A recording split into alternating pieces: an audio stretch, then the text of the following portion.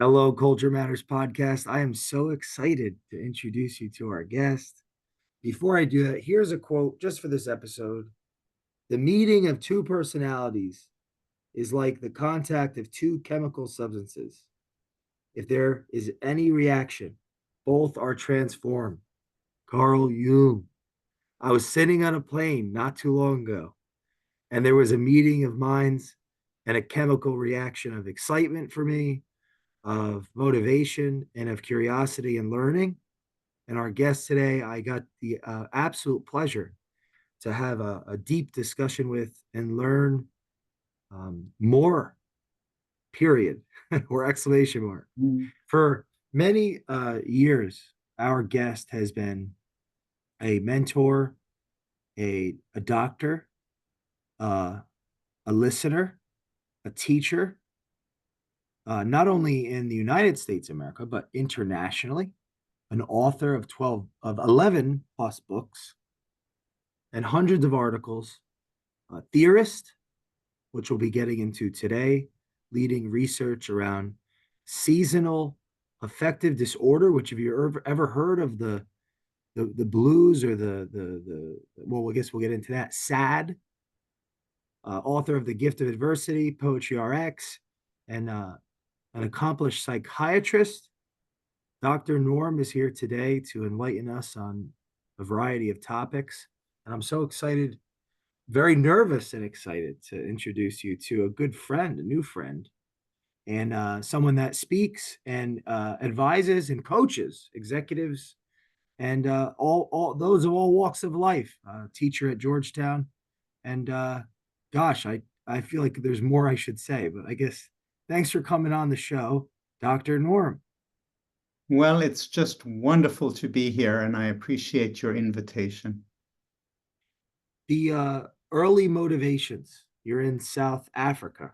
Do you, when you're, a student, the early motivations, did you project and see yourself in the future having been an author and a theorist and all of these accomplished things, or did you dream about being a firefighter and a police officer at the time? You know, it is interesting to look at the roots of one's early aspirations, but I did always want to write. That was always something I enjoyed. And I did feel fascinated by the human mind. It just fascinated me. And I wanted to understand it. I wanted to study it. When I was 16 years old, I decided to become a psychiatric researcher. Um, so I had these sort of what seemed like competing interests. One was in studying the mind, and the other one was in writing. And so I became a doctor, and I became a psychiatrist, moved to this country, became a researcher, and then finally I was able to fulfill my other dream of being a writer. So these are all things that have come together and continue to inspire me and drive me and intrigue me. What was the first book? The first book was really this called Seasons of the Mind. Mm. It was the earliest book that I wrote on seasonal affective disorder, SAD. And it was at that time, it was so fascinating. It was novel. It hadn't been described before, and I was just enchanted at the whole concept and seeing these people with serious winter depression come to life again. Um, I remember we had we would have blind raters who didn't know what the patient was receiving. And I said, well, how is Mrs. So-and-so doing? And he said, well, I don't know what she's on, but she's blooming like a rose. It Wow. was like she came to life. And I also reference that experience in Poetry RX in relation to a poem by Keats, which talks about the thrill of discovery. And it was when you see a law of nature just coming out for the first time that it's been described, it's so mesmerizing and wonderful. And that was such a great high. That was what I captured in Seasons of the Mind. What was this? What was this called or described before it became clear, or how was it interpreted by culture It was before? not recognized. It was not recognized. It was not described. There were a few isolated cases Wow, in the old literature, but it was never pulled together as a syndrome, as an entity. And so there was no name for it. I remember wow. when I was in New York City, I just arrived. One of my clients was a social worker, and she said, in the office around Christmas time, we talk about the Christmas crunch because everybody's struggling around Christmas, but it was never really seen as a legitimate syndrome, as a part of the mood spectrum, and for what it was as a response to the waning light. Do you think at that time, or even throughout history, it could have been called many different things by many different cultures or peoples, and essentially you're aggregating enough data to be able to make a case for, oh no, this is what it is, and this is where we need it. Well, yes, an Icelandic friend of mine told me that the old aunties, as he said, the old aunties used to talk about skamdegistunglindi, the depression of the short days, Wow. and also talked to me about the Lapps at the northernmost part of Sweden, Lapland, talked about lapsuka, which means the sickness of the Lapps. And so, yes, they realized something was going on, but it was always done in the context of folklore as Mm. opposed to medicine or science. You know, outside of even just myself, I feel driven and motivated to do something great. I think our listeners, and there are a percentage of them that feel the same. You did something, in my estimation, great. What type of focus did you have at that time, or would you describe it as something else, or are there other elements that it took to, and with yourself, your team, to achieve something like uh, sad? I would say I had a maniacal focus. I, I, everything else just kind of faded outside, and I had such an intensity, like a laser beam, because I had been working to try and find a research subject that I thought I could turn into a long-term passion and make a real contribution. And I did all kinds of wild and wonderful things, um, which of course didn't go anywhere. And then I saw something, and I should say, I have suffered from this problem myself. That is how I came to have such passion and interest in it. Because in South Africa, where I was born and where I grew up, the seasons blend gently into one another. And this has not been much of an issue for me or for anybody else, uh, although now they do find it does exist in Cape Town, the further south parts of South Africa. Hmm. But when I came to New York City and the first winter came, I didn't know what hit me. And, I struggled through. The snows piled up. There was much more snow in those days. And then as the snow melted, I felt my spirits rise again. And I said to myself, my spirits return with the melting of the snow. Wow. And so something very passionate and powerful was happening there. And that's what riveted me and really sustained me. And this latest book of mine on the subject, Defeating Sad, is a condensate of 40 years of work on the Wow. subject. Yeah, for the listener that has yet to read and or listen to the book, and I highly recommend the audio because you read it yourself, which is always exciting. How can one what is it? How can a listener potentially become in an awareness that it may be something that they are having to combat, right? You talk about defeating sad. So what is seasonal affective disorder, and how can one that's listening come into awareness that they are it's part of their life, whether they're even, aware of it or not? I think if you ask yourself, when the holiday season comes, Christmas and Thanksgiving, how do you feel?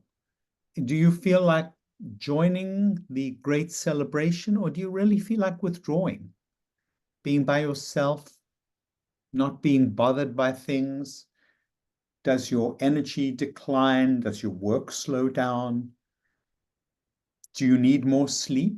Maybe you eat more, especially sweets and starches.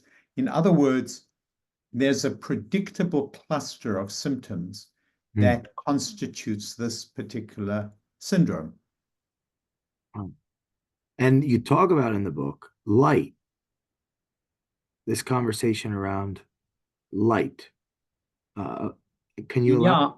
Yeah, I was really very fortunate to land up at the National Institute of Mental Health in a group that was studying rhythms, biological rhythms. And they had just found that bright light was capable of suppressing the hormone melatonin, which is known to be an important seasonal hormone along animal lines, in the animal kingdom. And now it was found that humans also are susceptible to light's effects on melatonin. And that opened the window that maybe there are a lot of other things that light can do. And one Mm. of them, as we've been discussing, turned out to be mood improvement. So it turned out that light could become a kind of a therapy, not just to help people see things, but to help people feel better and Mm. be different in their biology and in their psychology. What type of light would I, and how long? Well, there are now many different kinds of light therapy fixtures, light boxes, maybe 2 foot by 1.5 feet. You sit in front of it. And so there are many offerings online. You can get them there. And the light is usually fluorescent, but it's becoming more and more LEDs because the fluorescents are being phased out because of a bad environmental impact. The light has to be of a certain brightness. You sit in front of it for variable amounts of time, depending on your symptoms, depending on your time availability. Usually it's 20 minutes and up per day, Mm. especially in the wintertime. Well, in the same spirit, when I'm in bed, or maybe the listeners, and on my phone with that bright light in my face, and I can't fall asleep from it, is that the same spirit? But for maybe in the morning, I'd want light in my face to raise my. Is that kind of, or am I That's totally exactly right. In the morning, the light gives you that charge that takes you through the day. At night, you don't want bright light for the most part because it keeps you awake, it overstimulates you. And I recall, for example, being in Alaska where the days were very long, and I couldn't really fall asleep with the lights on. And they've actually got blackout shades so that the light doesn't disturb you late at night. Mm. So I think the early morning is a good time to expand the light exposure, and the evening is a good time to let it darken and fall into a gentle sleep that way. When you were in your, as you said, put it, maniacal focus, what did the days look like? How did you break it down to be able to create productivity and Well, firstly, I was using the lights myself. oh. I got a ceiling fixture and I turned it on its side. I don't recommend this to anybody, by the way. And it shone, in the bedroom. And see, what happened was I was asking around, has anybody seen this? I was asking the local psychiatrists. Nobody had ever seen it, or so they thought. And I realized that you were never going to get referrals because they weren't seeing the problem. I had to go to the media. So I spoke to a local journalist here in Washington who wrote a fantastic article. It got syndicated across the whole country, and I got thousands of responses. And in those days, there was no internet. Hard to believe, right?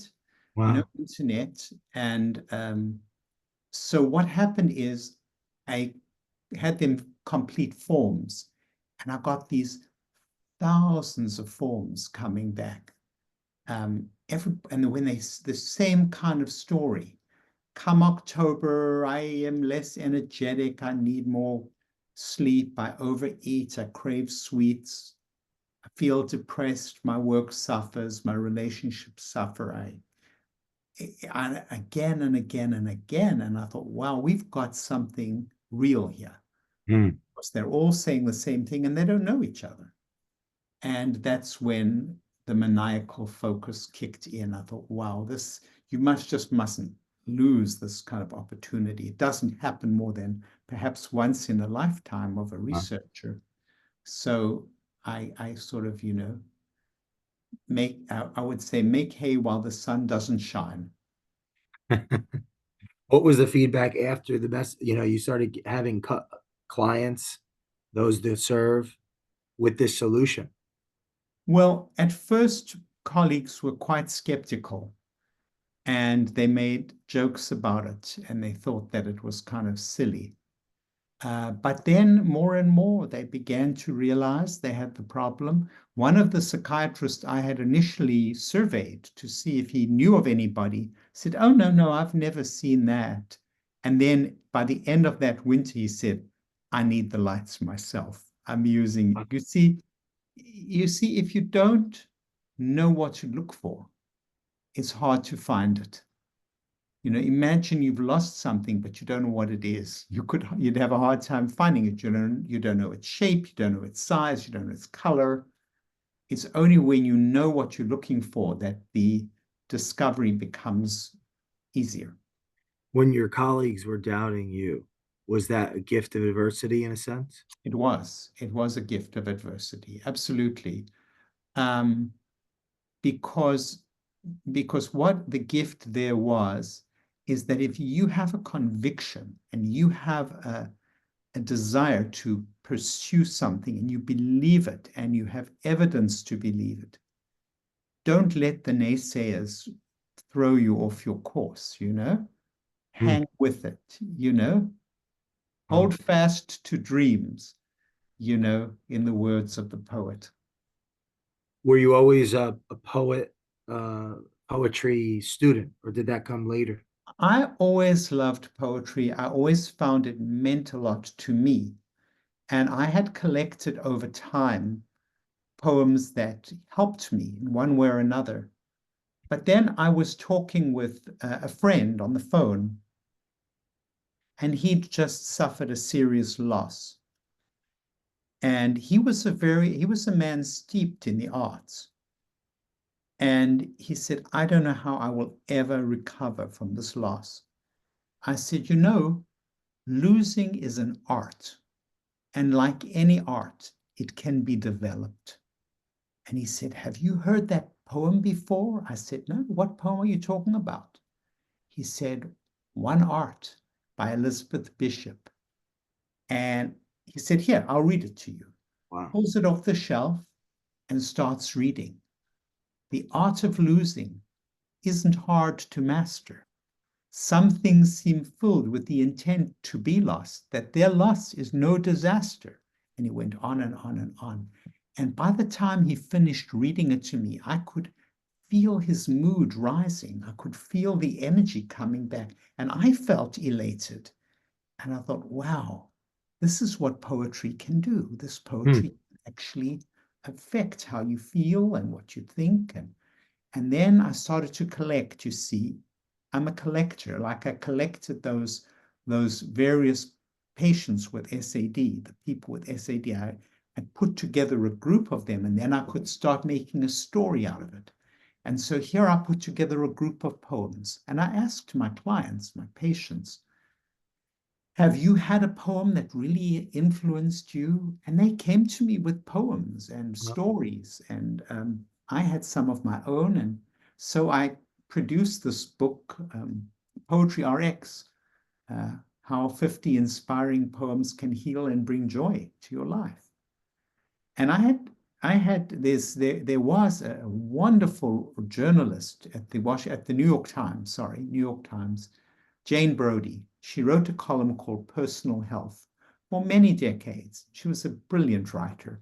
We talked for a couple of different books that I'd written. So I called her up, I contacted her. I said, look, I've got this book. And when she heard what it was about, she said, poetry doesn't do anything for me. Not interested. I said, well, can I at least send you the manuscript? She said, okay, but don't expect me to get to it anytime soon. So I sent her the manuscript, and the next day I got an email from her. Change of plans. It's Poetry Week this week, Wow. and I want to interview you on your book. And then she came out with this amazing article where she said, I've been completely converted. I realized that I have missed out on this thing. She's got a friend who has this amazing response to poetry. Her husband was a late husband, was a lyricist. And she basically said, thank you for Wow. bringing this to my attention. And it was one of the most joyful gifts that anybody has ever given me, was that kind of insight and encouragement. Because everybody else, I'd been rejected for this book by Really? several agents and editors. They rejected it. And so there again, because I held tight to my belief, I was rewarded for it. And it was the gift of adversity. Hmm. But I think what I would say to your listeners, if you believe in something and it moves you and it's a passion, don't give it up lightly. Hold on to it if you can. Hmm. And you may not be able to express it in the way that it first appears. Like if I'd wanted a lot of money out of it, it would have been a bad choice. But I got something that was very valuable. I wouldn't say more valuable than money, because all of us need money to live, to survive, to pay for our needs, but it had a value all of its own, Hmm. because it was a passion of mine that I was able to express and communicate to others. People have said, I've got it next to my bed. I read a poem every now and then, makes a real difference to me. And, there's no amount of money that can buy you that kind of satisfaction. You talk about, I was watching a few lectures on the transcendence, uh, the three paradigms of, I'm using my language, paradigms of consciousness, like being awake, dreaming, being asleep, and then transcendental meditation. I have when you talk, when I read a poem, you think at some level it's because you talked about the mask, like masks, we can wear different masks. Does poetry speak to something deeper than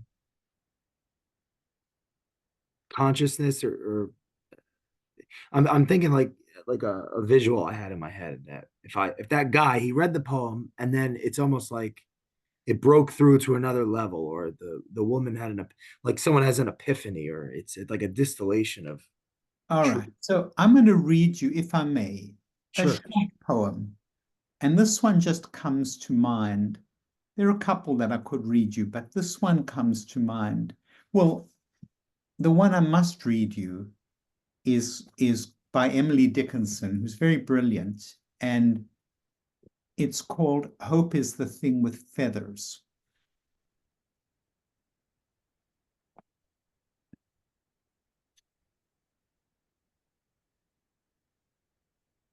Hope is the thing with feathers that perches in the soul and sings the tune without the words and never stops at all.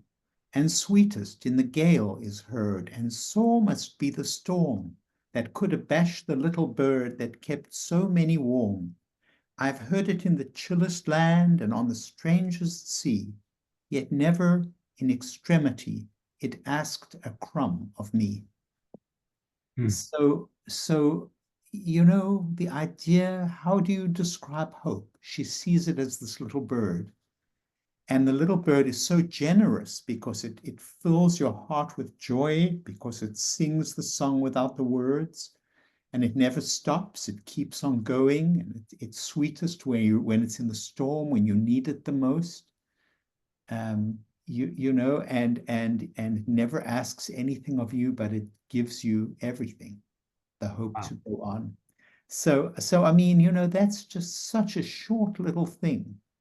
And how much, you know, I've read it many, many times, and many people have commented on this. But you know, not everybody has an easy life. And I want to just share another very short Please, poem, yeah. a very short poem by a woman named Stevie Smith. And it's called Not Waving, but Drowning.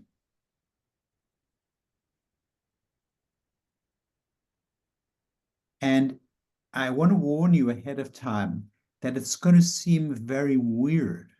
It's going to seem very weird, but I won't tell you anything more. Just listen.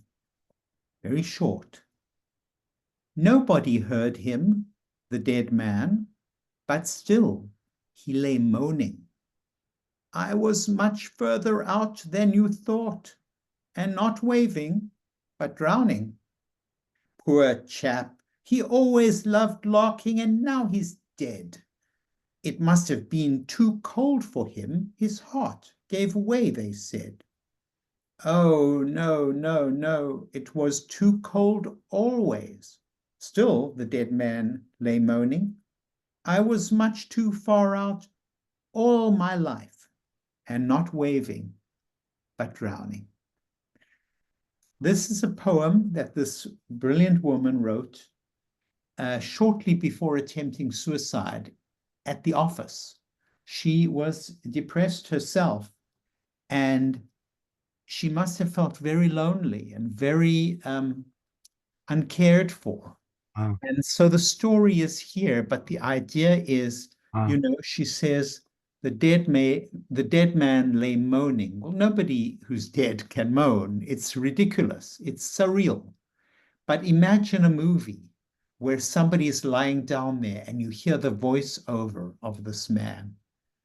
I was too far out all my life and not waving, but drowning. So Mm. she somehow, in this very short poem, she has the man's voice, the bypasser's voice, you know, a sort of, look at him, now he's dead, you know, sort of just a pretense at empathy, but basically they don't care. They're gonna go and buy an ice cream and go walk along the beach and whatever, you know, and which people should do, but it's so easy not to see a person suffering, and that's what emerges in this And poem. I feel I want your feedback on this. I'm interpreting it as almost a paradoxical.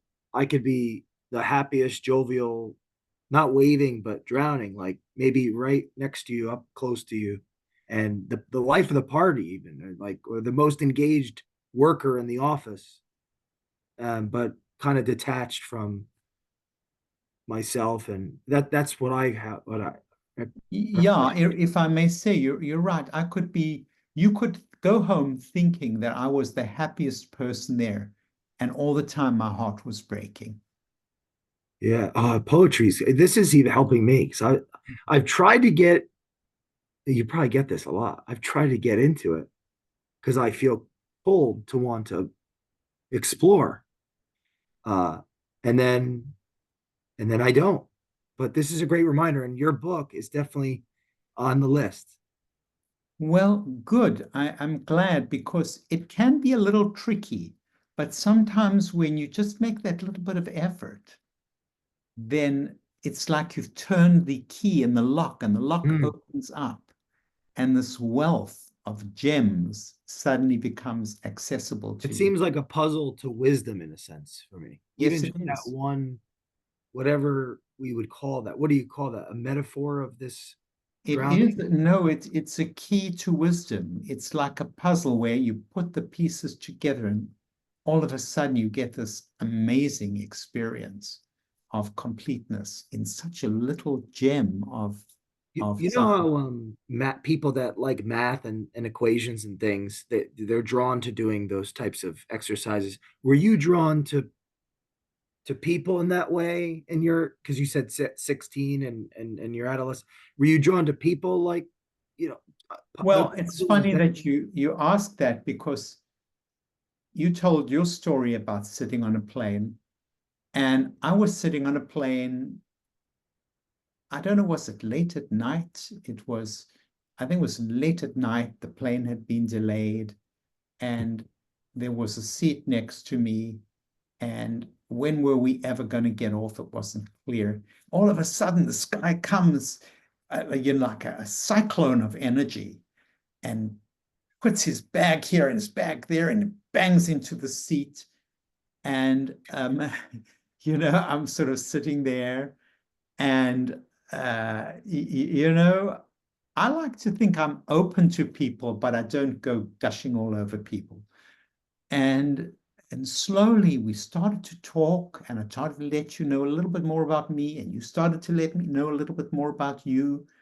And it was really a wonderful human experience of connecting and being open. And I think I have never regretted being open to new experiences, new people, new adventures, because that's what makes life so exciting and so unpredictable. And who would know that from that cyclone landing down next to me, we would be talking here on your wonderful podcast. I understand it's been doing fantastically, and with thank you. now that I see what a comfortable interviewer you are, I'm not surprised. And how life takes these sort of amazing twists and turns is Hmm. really something that fascinates me. I still can't get my mind around it. I feel a deep fear to meditate. Do you often come across that in people? A Or fear of meditating. yeah, almost as if it could potentially slow me down or take an edge away or, almost undermine a maniacal focus. you know, but Well, after watching some of your lectures, I said, maybe this is another level to things. yeah, yeah. You know, the bottom line is, I think your fears, though understandable, are not warranted. But I think that what I would say, you know, to you in any circumstance, if you were in my office, if we were back on the plane again or whatever, now that we're on the podcast, it's a sort of a plane. Um, I would say to you, take a little time to talk about it, understand it. I will be delighted to help you uh, get to the right people, get to the right state of mind. But I will tell you that when I meditate twice a day, my life goes better in every way. And sometimes I don't always get to do that. And I always feel the loss. You know, you think you can manage fine because, you skip one meditation. Okay, you didn't drop dead. But if you don't do it, it's a kind of a renewing practice that keeps your mind and your body fresh. And I don't think you'd regret it. And we should talk much more about it. Yeah, is that part of the premise of, because if I understand it correct, I haven't yet to read it, but I'm dang well committed to, because there's yet transcendence and then later on supermind. So is that part of the premise of supermind, that there's practical um, consequences to this ritual, this investment into ourselves, like feeling like, you ever see Transcendent. this movie Limitless? I didn't see that. No. Well, it's a guy takes a pill, of course, and then everything slows down and he speeds up. Well, it seems very modern that you would just take a pill and it would fix things or change things. This is not a pill. This is a practice. It's a wonderful practice. And there are many types of meditation. A common one is mindfulness, which keeps you become mindful. But this one is called transcendence, transcendental meditation. And it involves learning how to use a mantra to get into a deeper type of consciousness beyond the three normal types, which are waking, sleeping, and dreaming. The fourth type is transcendence, and that became my first book on the subject was Transcendence, which really was my excitement at rediscovering this for myself. I had learned it many years before, but I'd let it lapse. And then one of my patients said to me, "You really need to do it." And it's again, it's a question of openness. When people talk to me, I listen. He was very passionate. He said it had made a huge difference to him. So I got my technique refreshed, and I started doing it regularly, and it was, quite wonderful what its effects were. Hmm. So I think you would really love it, and we can talk much more about that. I'd like to know what you learned because a lot of listeners, I even sent some information over to a show I'm going to be on next week that they wanted me to talk about my interpretation of Man's Search for Meaning. So I was going to reread it. You met and you had spent some time with Viktor Frankl. Is that correct? I did. It was one of the great experiences in my life, Wow. was meeting Viktor Frankl. What was one of the key lessons that you got, even not so much as what he said, but how he showed up as a Well, person? I think you ask exactly the right question. It's who you are that makes as much of an impact as what you say. And I really felt like I was in the presence of a great man, someone who had made very significant contributions, but was deeply respectful of the other people, deeply respectful. And yeah, I think that was what I learned. I felt like I was in presence of a great man. I asked him many questions. He was completely open to any question. He never said, I started off by saying to him, I know you've been through terrible things. And if there's anything that's off limits, that's just too traumatic or you don't want to talk about, please tell me and I'll avoid it. He said, there's nothing you don't have to avoid anything. You can talk about anything and ask me about anything. And he had this kind of ramrod straight bearing. He was in his 90s. He Wow. was almost completely blind in both eyes. And he was very curious about my work, which shows you that here is this great man with all these wonderful things to his name, and I'm here to find out about his work, but he wants to know about my work. Still Wow. in his 90s, wanting to learn, wanting to find out, open to the world, open to a new person arriving like that. I was brought to him by my wonderful friend and colleague, Siegfried Kasper. He used to be the chairman of psychiatry at University of Vienna. Wow. And they had co-taught a course together. And I said, do you think I could meet him? And he said, sure, we'll organize it. So we went out to his home in the suburbs of Vienna. It was a summer day. We brought a bunch of flowers with us and just sat down and spoke for hours. His wife was there. She had been she was his second wife who had nursed him to health. And Wow. when he was released from Auschwitz. So and she fell in love with him and they got married and Yeah. a wonderful experience and a wonderful man. What was he driven by at that point? I think he was driven by two central principles, and they are elaborated in man's search for meaning. The one was that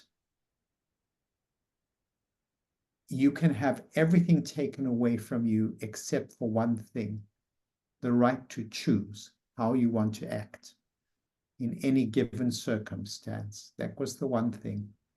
And the other thing was taken from Nietzsche. He said, some version of, there's no point in looking for a how unless you know the why. Mm. Don't worry how to do something if it's not worth doing. If you know why something should be done, then you can go on and find how it should be done. And he liked that one very much. So those were two, but the other thing, that's two things, there's a third thing.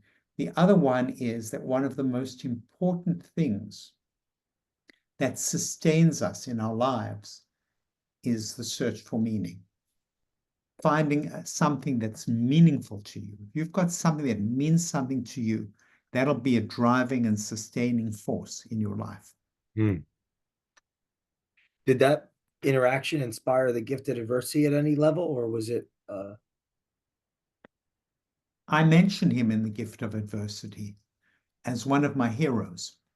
No, I had long since learned that there were lessons that I'd learned from life that nobody taught me. I just figured them out. Nobody taught me. And I mean, it's not like I'm the first person to figure these things out, but this was when you figure out something yourself, you remember it more powerfully. And so I wrote the series of 50 lessons. Somehow this 50 seemed like a good subject. 50 poems, 50 lessons. And it was originally going to be called Lessons Nobody Ever Taught Me. And here's where a great editor comes in. I showed it to my editor, and she said, you know what links all these stories together? They're how much you learned when things didn't work out. And that's what they're all about. And I think we do learn the most when we're in difficulties and we have to figure it out. That's when we really learn. Mm. That's the gift of Socratic teaching.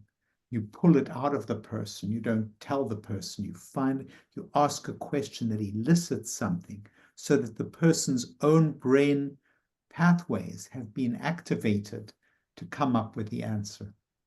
So it became The Gift of Adversity, and then it's divided into 4 parts: my youth in South Africa, my adulthood in the United States, my heroes, of which Viktor Frankl is one, and then my farewells, where I say goodbye to some of the people you meet along the way, and what I learned from their death, really.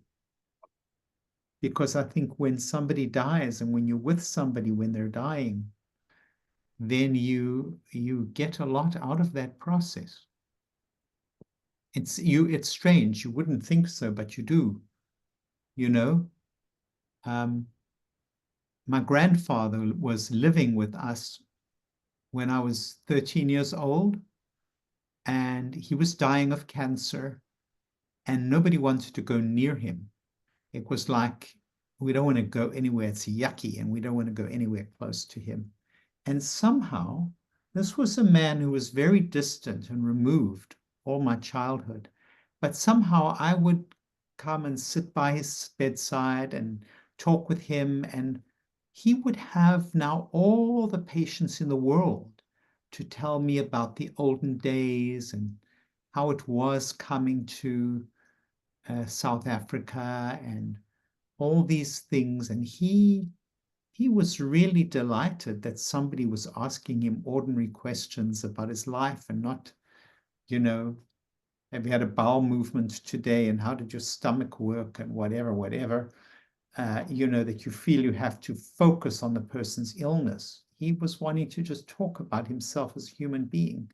and open up in a way that I've never seen him open before. So they thought I was a saint to Wow. sit with him, but I thought the gift was mine because of what I saw of a gentle man, basically going gently into that good night. To paraphrase Dylan Thomas, he was gently and graciously allowing that phase of life. He'd come out to South Africa on a ship from Lithuania when he was 14 years old. He'd built up an oil importing company, God knows how. He'd raised 5 children. He opened his home up to many of his wife's relatives who needed safe harbor. He'd done a lot of things in his life. Very, philanthropic man.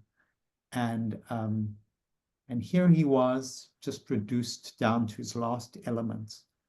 And I think he could relax. He could just talk. He'd done his job on the world, done well. He'd done a good job with people. I want your, that makes me think of a quote I was going to bring up. I want your feedback on it. One of my favorite quotes. Anyone who wants to know the human psyche will learn next to nothing from experimental psychology. He would be better advised to abandon exact science, put away his scholar's gown, bid farewell to his study, and wander with human heart through the world.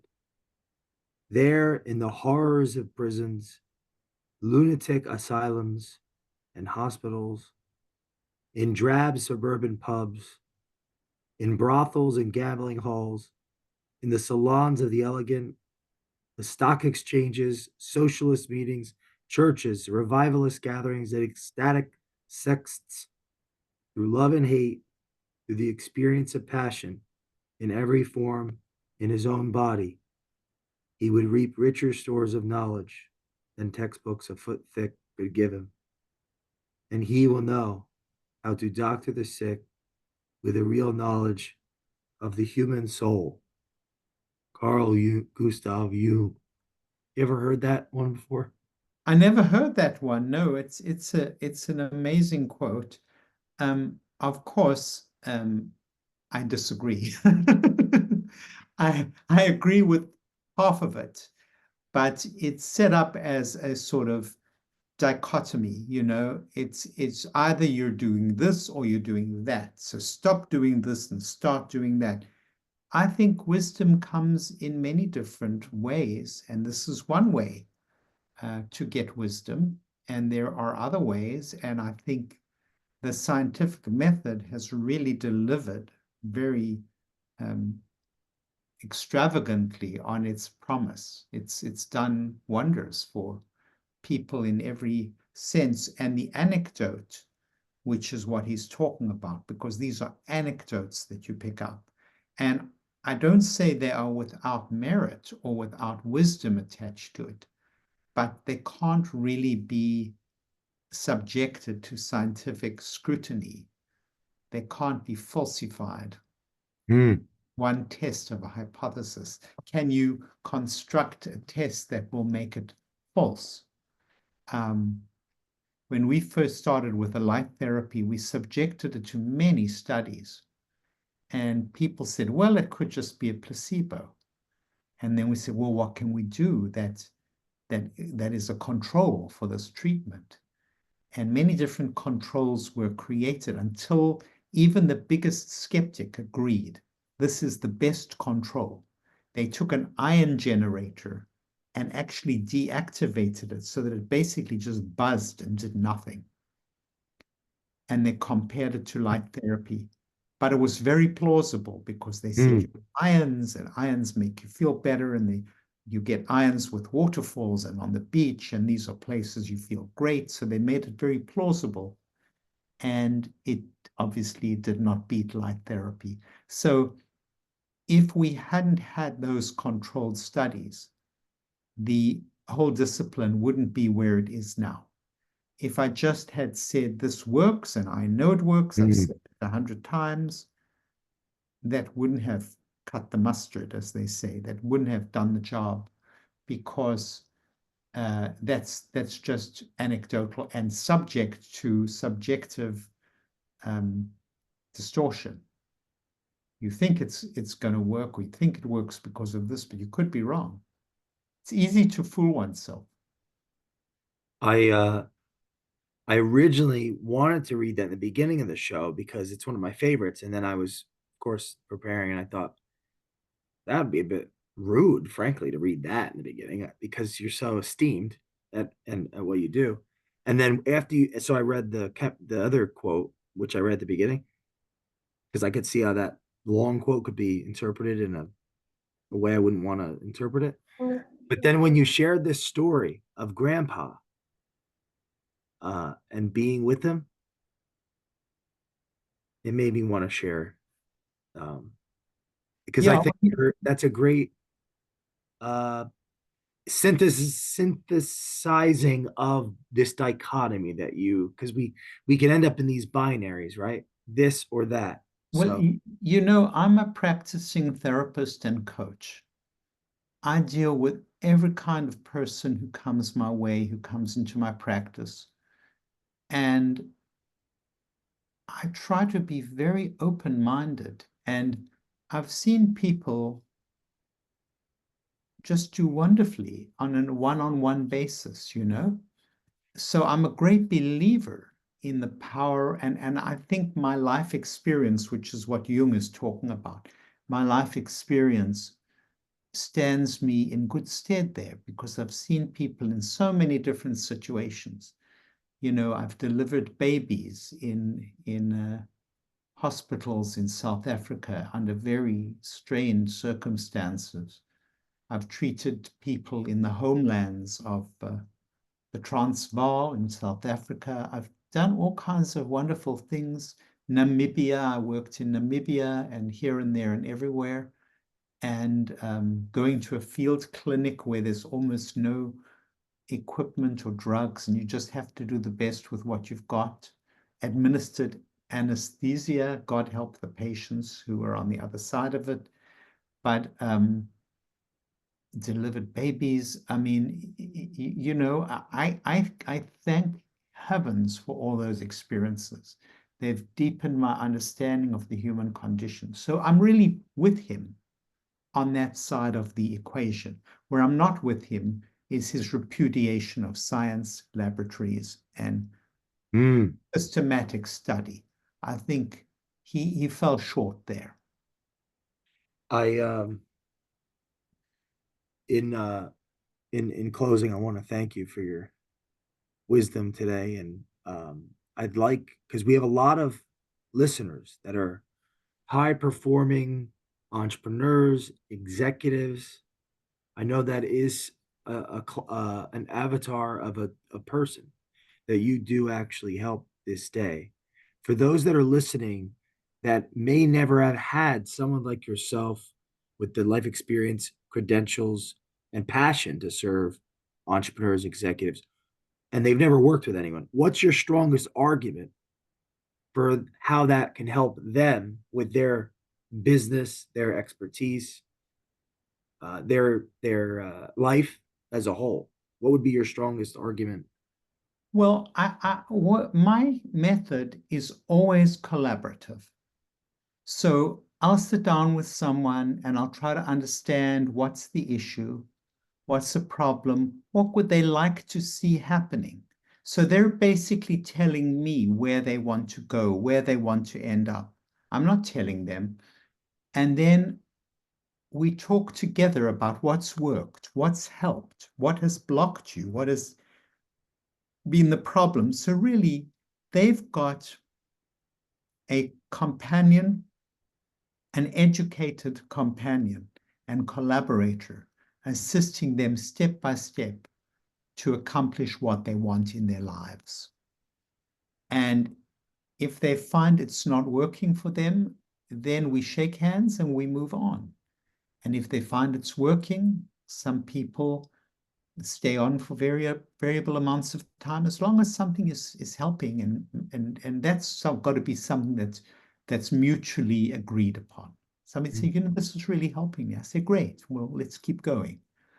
So I think I can't trot out case examples because it's very confidential. And you don't even want to tell anything that identifies anybody. But I can say generically, I've worked with CEOs, I've worked with professionals, I've worked with, anybody who wants my services and where there's a good match. And so, I can say, read my works. If the works speak to you, any of them, read any of them, you will get a sense of me. Can I end with a little poem that really will talk to your please. thing? The poet Rumi, the 14th century Persian poet, is one of the non-English speaking poets who I cite. I've included two of his little poems here. And the one is it's a very popular poem. It's called Out Beyond Ideas. Out beyond ideas of wrongdoing and right doing, there is a field. I'll meet you there. When the soul lies down in that grass, the world is too full to talk about. Ideas, language, even the phrase each other doesn't make any sense. That's a poem that I will give to a couple who comes in to my office, and they're full of grievances against each other. He did this. Well, I did this because she did that. And well, she, yes, and I did this and you did that. You were the first one to do that. And so they're at each other. And then instead of trying, and then they look at me and say, well, who's right? Who's wrong? I'm not a judge. I'm not a judge we've all been watching judges in courtrooms, but I'm not a judge in a courtroom to decide who did right and who did wrong. I am there to try to help them find a common ground. And so I said, wait a sec, I've got a poem to read to you. And then they both turned to me, it's like, are you crazy? Here we are, we're having a fight, and you tell me that you're reading a poem. I think you're out of it. And then I said, look, this person is saying, I'll meet you there in a field. We'll lie down together in the long grass. When you're lying down in the grass, you're looking up at the sky, you're not sort of in a hostile aspect to each other. And how do you reconcile? You don't reconcile by fighting. You reconcile by seeing what is your common ground here. How do what attracted you guys to each other in the first place? What drew you to one another? What has been joyful? And where did that joy go? You know what I'm saying? So mutuality.